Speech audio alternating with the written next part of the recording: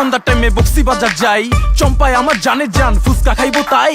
ফুচকা বাটি হাতে নিয়া চম্পাক পিছে চাই, সেই একটা সাচাক্ষা বৈশা আছে তাই। চম্পাক চোখে ফাঁকি দিয়া মুস্কি মুস্কি চাই, এই মাইয়া একটা সেই পিস চম্পা হইছে ছাই।